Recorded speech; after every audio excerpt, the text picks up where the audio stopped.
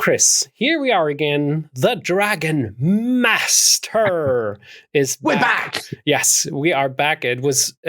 It's so much fun to have the show with you, Chris. I have to just genuinely say that it's always so nice to listen to your newest thoughts and ideas, and it's very informative, and people seem to enjoy it too. I hope they do. I hope everyone enjoys it. Lovely to speak to you, of course. Yeah, so I'm here to hopefully entertain and educate to the best of my abilities. And yeah, so hopefully people will enjoy today's game. And yeah, that's it really. Excellent. So we've got Yugoslav attack, more things coming up. So what do you say we get underway? Off we go. I cannot wait. E4, that's already the first perfect. mistake. That's it. Let's give them the game. Of course, the dragon can come via maybe a knight, a different move orders, but E4, this is traditionally how we get it. Of course, the normal Sicilian variation, and black playing D6. Not going to be a Maroczy bind now. And of course, here we have it. The good old dragon. Right. We know now that our listeners, our viewers know there's a various setups that White can adopt here. But of course, the most challenging one is the Yugoslav attack. And this is exactly what we get here. And specifically today, we get the 9 castles variation. What do you call it? You call it the classical. I love it when you educate me. I'm very happy that I can contribute to you're getting all the credit for that now. Yeah. So the classical variation, I never knew that. So 9 castles, probably the most common line for White to play because it restricts Black's options, I think. Not as aggressive as bishop c4, I don't think, but castles, because it does a bit of both. It keeps the rook in the middle, brings the rook to the center of the board. There's going to be some aggressive intentions, but it doesn't yet commit this bishop. So the main line, as I'm sure you are only too aware now, is d5, where Black is actually offering to sacrifice a pawn in the middle. I'm not even going to move the pieces here, but if White takes on d5 and then takes on c6, then that pawn will, of course, be available in the center. We've looked at that before. Yeah, check out the shows, please. They're all in the link below in the Chessbase news site. If you're wondering, where are those shows? If you're the first one to view this now, you're too late. Don't worry, you can catch up. Yeah, you can catch up. Well, I tell you what, I'll play it. So essentially, after pawn takes, pawn knight takes. So this is, I would say, I still consider this to be the main line where White does have the option then to guzzle this pawn with knight takes knight and queen takes pawn. But generally, it's been decided that White doesn't really get any advantage by doing that at all. So instead, they tend to favour playing bishop d4, simply looking to do fair swapsy-wopsies, and then ultimately hope that in the long run, these guys are going to be a little bit weak. But of course, with these isolated pawns comes a half-open b-file and potential control over the d5 square. So it's not quite that straightforward. In response to that, we know that Black, I'm not even sure we featured it as a main game, but this system here seems to remain quite solid for Black, actually. The idea being now if White wants to win a pawn, he has to swap off, in which case the A pawn will be hanging to a rook after all this funny business in the middle of the board. Or alternatively, as we've definitely seen quite a lot of, Black can say, no way, I'm not going to keep things simple. I'm going to keep those bishops on the board and play the move pawn to E5. Well, instead of any of that today, we continue with a very fashionable variation, which is knight takes knight, pawn takes, and now White ignoring what's going on in the center in favor of playing bishop to H6. So the idea is, I mean, I quite like the structure that for Black that White is just encouraged by doing this, because now Black's looking rock solid in the center and they've got a half open b-file for which to attack. But White essentially is saying, right, I'm going to swap off this bishop and I'm going to go for the good old checkmate down the h-file. And if you're wondering how I'm going to get rid of that knight, I'm going to advance my pawn up to e5 to budge it from f6 at some point. So I've drawn quite a lot of red things on the board at the moment, and that is definitely White's plan. Yeah, so this is the plan. However, actually, I am going to draw things back just a second, because I also, for the monthly website that I do, the chess publishing website, I actually annotated another game as well this month, which saw White actually swapping off pawns on d5, fine, but then not taking on d5, but instead playing bishop h6. Oh. So essentially exactly the same thing, but with White having swapped off the pawns first. Okay. Now, at first, you think, well, that must be a load of rubbish, surely. I mean, why would white do that? Because now there's no longer the option to play pawn up to e5. How are you going to get rid of the knight? But I thought I'd show this little deviation here, just as so that black players can notice there is a potential problem if they are not careful. But I have to say, standing at this position here, I think black's doing absolutely fine. Okay. He swapped off. I think I quite like black's position, actually. I think he could just get on with, he or she could just get on with something on the B file, with the rook here, activate the queen, whatever. But in this particular game, black decided, I've got pawns in the center of the board, so I'm gonna move them. So this is the little side variation we're talking about, e5. So I won't spend too much time on it. And white, of course, played h4. Now, I mean, I think black could just continue here with d4 or something like this. But black played bishop b7. Still not a bad move here. And white continued with h5, so it's definitely splatter city down the h file if black is not careful. But black played queen e7, offering potentially a little bit of lateral defense, and the bishop having overprotected the pawn on d5. And obviously, this is the kind of annoying thing. Really, white black would much rather recapture towards the center to keep that pawn structure limited to 2 pawn islands. But we know that would be checkmate on h8, so of course we have to take back this way. And now white played bishop d3. So I think this is the point is now there's potentially for a couple of points for white to target. And this is why I want to draw this attention to draw this game to everyone's attention. Black played rook a8, which seemed like a fairly sensible developing move. Still, I believe black is doing absolutely fine, but white played rook d e1, exactly targeting this pawn here. Now, okay, so this is where black starts to go a little bit wrong. I mean, I actually believe that he could have just advanced this pawn straight to e4, because although it's going to be an isolated pawn, it does prevent any of that funny business happening down there. And there's plenty of open lines now, of course, for the black rook. So that would have been fine. Black played a6.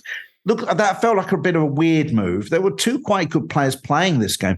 I can only assume, I'm not entirely sure why he did this, to stop the bishop coming to b5 to hassle any rook. But look what happens here. After queen to g5, black now makes a mistake of playing rook f8. Still, his pawn on e5 is attacked. Still, I think he could have played this rook here, and his a6 move would have kept that bishop out of that square there. But he played rook f8, and this is where things went pear-shaped. Bishop takes g6. I looked at this a couple of moves earlier already, and I thought, well, white doesn't have anything to follow up. But now it seems as if I am wrong.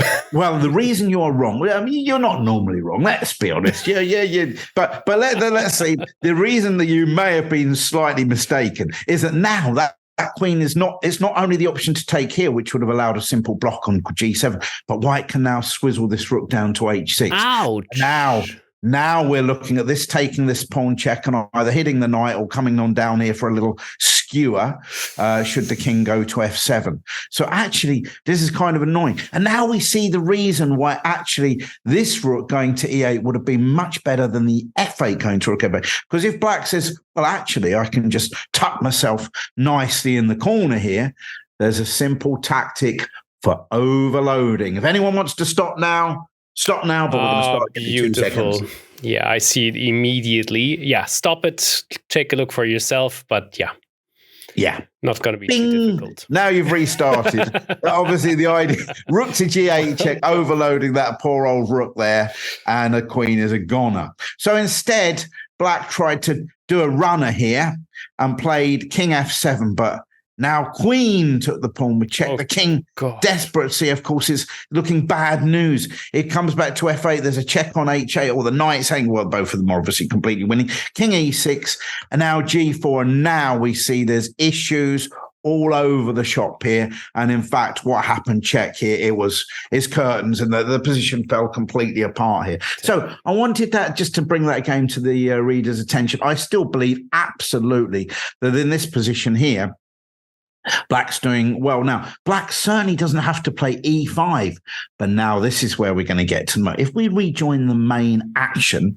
of our main game without white having swapped off that pawn on d5, we see that here, in this position here, that we did actually cover this position before. And in that game here, in order to prevent white playing e5 himself, black actually played e5 here. And of course, then e takes d, c takes d will be a direct transposition to what we've just looked at. Okay. Yeah. But anyway, we're returning to this position here. First of all, it's absolutely not compulsory for black to swap off bishops. Some might say that's luring the queen towards the king. Others might say it's removing a defender. Around, is the glass half empty or half full? The answer is both is correct. Or neither. Now, anyway, here we go. Now, so this position here, but now we're going to see a different move. So what else could black, what other logical moves make sense? So we're going to say, well, you can play e5 if you want. And in this particular game, black played rook b8, bringing the rook to a half, which seems to be a perfectly sensible move. Now, however, I'm going to show you something else. Just deviate. The other possible move for black is to play queen to b6. Okay. Same sort of idea. The rook and the queen are going to align here. One of the advantages of queen to b6 is after e5, knight d7, you'll notice that the queen, whilst attacking b2, is also covering the d4 square. That prevents a little rook swinger idea of the rook coming up and along, for example, that the other rook does. However, in this position, now this is what's going to happen. The white will therefore try to attack with the h pawn.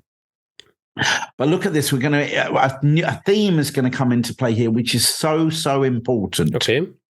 Oops, I've just jumped the gun about 50 the most billion. Important thing. Most important, I've jumped the gun. Right, okay, so here we go. How did I manage to do that? Right, okay, queen b6, where we go, we'll go. Right, so e5, knight d7 attacking that pawn, and h4 just continuing. Knight takes e5 and h5. So it's looking pretty dangerous down here, as you can imagine. But this is the theme which is so important. Black can play bishop to f5 with a bishop kind of an X-ray defensive sort of situation. If h takes g6, then bishop takes g6. But this is the cool idea. After g4, saying to that bishop, you think you're going to stay along that diagonal? Think twice, mister. Think you're going to sack there? No way. But no, you're not. F6. That's a cool theme, isn't it? You're going to say, Chris, what are you talking about? Chris, what are you talking about? What I'm talking about, Anna, is after pawn takes bishop, pawn to g5, and that white queen is incarcerated by him. You remember that from before, didn't you? Well done. Now that it's too late. Sometimes you have to hear these things twice before they stick in, or your children quite a lot more times. That is so cool. It's such a good tactic again, and it's good to remind it and remember it and watch it a couple of more times. It's true, absolutely, yeah. Right, so this is also why it pays to know a little bit of theory, because actually after g4, f6 here, rather than obviously taking the bishop and getting the queen trapped, or even taking on g6, black can take back with the bishop. That's the whole idea, of course.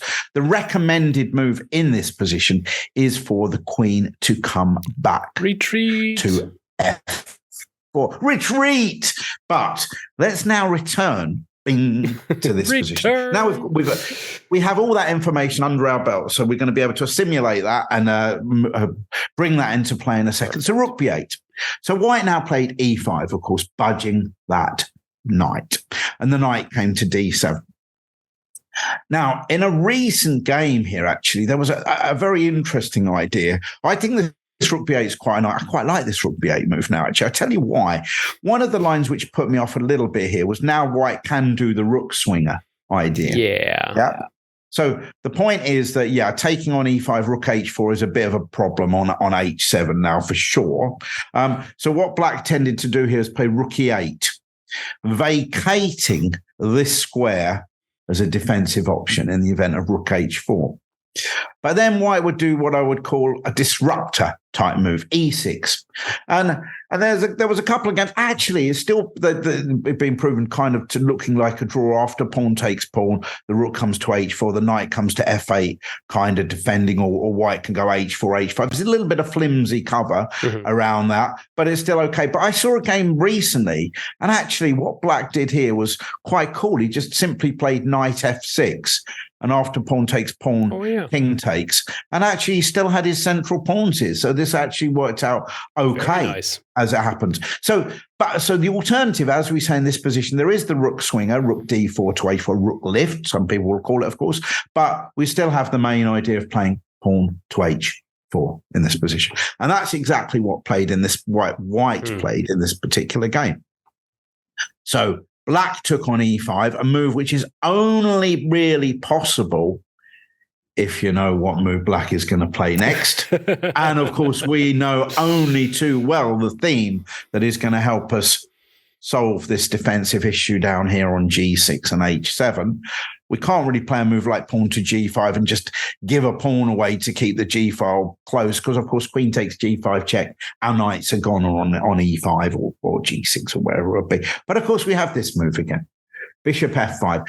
And, so the point is, if pawn takes pawn, bishop takes pawn. And other than that, the bishop's doing a great job defending down here, whilst also potentially looking to support an attack on c2 in the future. And, of course, the bishop d3, we've got a knight covering this square as well, which is handy. Now, so white played g4. And, of course, black, very important, pawn to f6, massively important theme here. The pawn was to take the bishop. The g5 incarceration would actually take place. In fact, I think here if white took on g6, I think bishop takes g6. We're defending everything here. Black is, of course, a pawn to the good. I think this is all okay. Black's got the better position, I think, after that. So, what's he going to do in this position here? He doesn't want to get his queen incarcerated by taking that bishop. So what he did here was dropped his queen back to f4. I think actually, well, you say fair enough. And of course, that is in the, that's what's played in the analogous position where black has the queen on b6. But here it's a mistake. Aha, it is a mistake. So I think instead, probably critical here, I think probably white should play maybe queen e3 instead. Obviously, black can't go queen b6 really now, because of course then after a trade of queens, his bishop will be hanging on f5. So I think queen e3. But I think this position now, I think black's absolutely fine after the following move. The bishop can drop back to d7. And after h takes g6 now, with the white queen itching to return back here, then black can play queen over to b6. Because I think after check here, actually, we've got problems here. So black does have to swap off, white has to swap off queens. But I actually think, I've looked at this, I actually think this is very reasonable for black. He's temporarily a pawn down, but the reality is he's probably going to win that. And he's got a nice pawn structure, nice solid pawn structure in the center. Any end games with rooks involved, center pawns are still really good things to have. Forget all that nonsense about, in the opening you want to have center pawns, in the end game you want to have outside pawns. That's nonsense. Any end games involving the rooks, you want center pawns. So king and pawn, minor piece endgames, that's a different matter, definitely outside pawns. But so I think that would be absolutely fine. But instead, white played the move queen f4, possibly getting confused with the variation where the queen's on b6. But the queen is not over there, remember. So that it would be the right move to play with the queen on b6 and the rook on a8, but not here.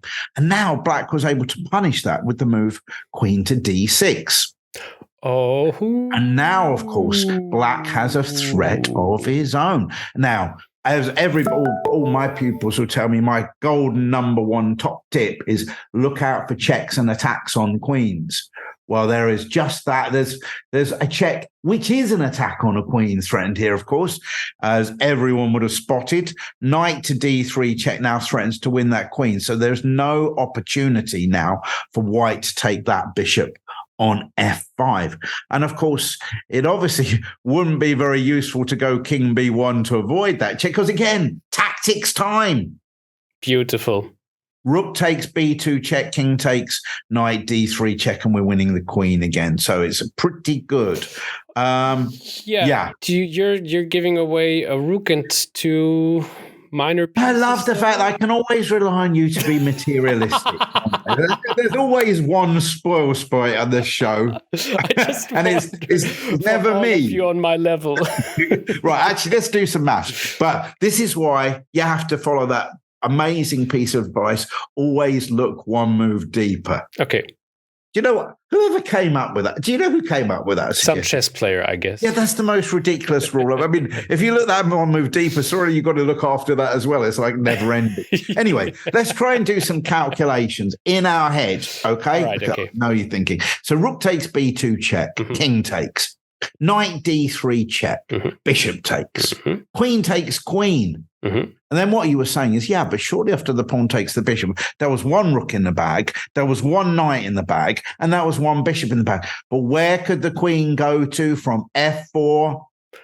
Oh, nice. Is it f3?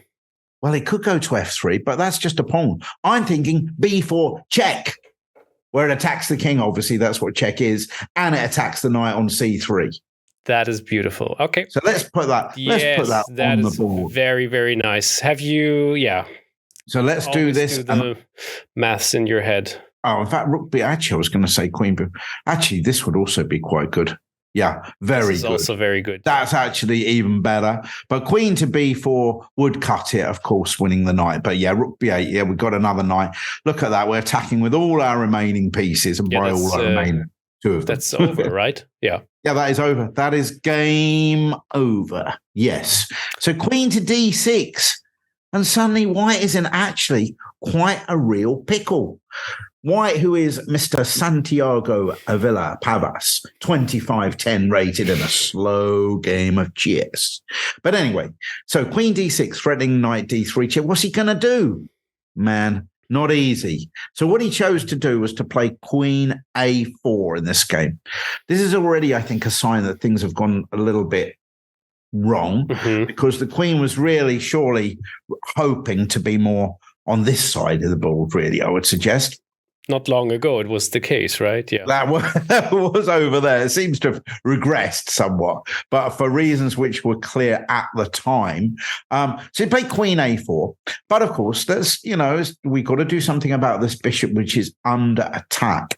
And the bishop dropped back to d7, after which white played h takes g. So white is maybe hopeful that the queen will somehow get back over there. But it's given that he can't walk into knight d3 check, it's quite a little journey that he's got to do to get back over there. Yes. So black plays pawn takes pawn. And then, well, the other problem is black is now threatening a kind of killjoy move, like queen b4, for example, guaranteeing the swap of queens. But of course, we're also just eyeing up that pawn there on f3. White thought, oh no. No. If I go bishop e2 to defend that, I know what's going to happen. Queen b4, and I'm going to find myself a pawn down and with that inferior pawn structure. No good whatsoever. So white played a3, and Elise said, please, we need to keep the queens on, even though your queen is nicely centralized and mine's stuck over on the edge doing absolutely nothing. And that's, of course, he's planning on trying to take this pawn. But, of course, white was able to nip that one. Thanks very much. I'll have that pawn. So that's a pawn count of 2 extras at the moment. And white's thinking, well, I've got to get this attack going somehow. Bishop to d3 targeted the g6 pawn, but now pawn to c5. And this queen is in a little bit of a pickle. Now, unfortunately, well, do we need to do the maths? If black, do we need to do the calculations? If he takes this pawn here, rook a8, queen b7, bishop c6, the queen is going to end up, trapped or worse. Is there worse than trapped? Yeah. Let's just say bad. So either way, it's not great. Nothing worse than trapped. No, nothing worse than trapped. So, but the queen was a bit short on squares to go to. So white played bishop b5. Really, not a move that he would have wanted to do. Let's just put it that way. So black said, "Well, okay, fair dinkum. Let's have a swap of bishops. The knight's going to take it, and now the black queen." Juicy. You thought it was nicely placed in the center before. Well, that wasn't really the center. That was just the central area. Now it's actually in those central 4 squares on e5. And what is it doing there? It's looking this way. It's looking this way. It's looking that way. Oh, that's most relevant because, of course, that knight on cb5 is a little bit pinned. And, of course, the black knight on f3 covers the e1 square, so there's no chance for the white rooks to kick that queen away from e5. Instead, then, white played rook to d3 and said, please, please, can you go away? And Black said, well, because you've been such a nice, friendly opponent up to now, I'll oblige. Went knight g5. But of course, now White's plan of sliding these guys over here, that's not possible either. And that knight's just going to sit there like a rock, dominating with the potential to drop into e4 at any particular moment. So anyway, back to White's move. White played a knight back to c3 there, at least, of course, attacking this pawn on d5. However, we're going to see one or two problems now, because Black played pawn to c4, attacking this rook. And we're going to see what happens wherever the rook went to, whether it had taken on d5 or whatever, because the rook actually chose to go back here. And after this check, we see the problem. The problem is, of course, that you cannot go to b1 because of queen takes knight. You cannot go rook to d2 because the knight would jump back into f3, taking advantage of the pinned rook. And had that rook, let's do some calculations. Had that rook been on this square here, then the only additional option would have been king d1, which would have just fallen flat to a little fork over there as well. So queen e3 check, actually 1, 2, 3, 4, 5, 6, with 2 pawns up dominating the center, but more to the point, we're about to win some very serious material, either the knight on c3 or there's going to be a rook on d2. Yeah, there's only 2 moves, left, right, or is there any other? That's only the 2 variations you mentioned. The king b1, queen takes knight, for example, or exactly rook to d2. Let's pop that one in there. And I'm thinking, well, there's probably a few good moves, but at least this move here. That's already, And that's game over. So sadly for White, after queen e3 check, it was already, that's it. Game over. Time for a resignation. And look at that. What did Black really have to do? He just played the dragon, got a rook to the half-open B file, But he needed to remember that theme, bishop f5. Very important theme, of course. Important, yes. Because actually, it's quite a big swinger, because if you're not aware of that theme, you're very likely to get checkmated down the H file, actually. So that is definitely one to have in the armory. I like this line. This whole taking on c6 and bishop h6 is very fashionable at the moment. But I think this rook b8 move is a good alternative to playing e5. So far, nothing for Black to be worried about. We'll still keep looking for White alternatives. Yeah. And then we just have to rename our show. Yeah, exactly. How to win against the dragon or something. Chris, it was so nice again. Thank you very, very much. I hope you at home enjoyed it as well. Can't wait to see you again soon. Thanks. Thank you.